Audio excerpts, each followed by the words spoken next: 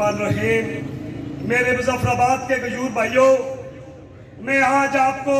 इस अवामी action committee के जो एहतजाजी जलसे से आपको खराज तहसीन पेश करता हूँ।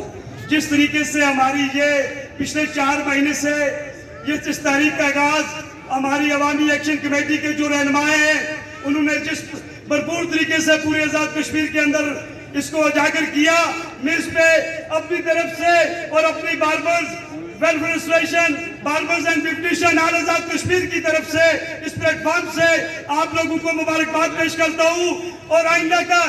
लाएअमल जो है हमारे शौकत मीर साहब और अवामी एक्शन कमेटी के जो हमारे मेंबरान हैं, जो हम उनके शाना बिशाना खड़े हैं, जो अगला लाएअमल देंगे हम उसमें इंशाअल्लाह ताला लब्बैक कहेंगे। और उसके बाद हमारे उन फलस्तीन भाइयों पे जो जुल्म सितम हो रहा है इसराइल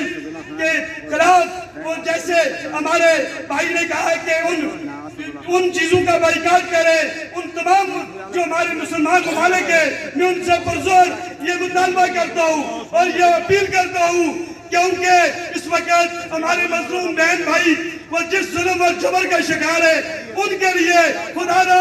जहाँ मुसलमान ममालिक है उन फलस्तीन भाइयों की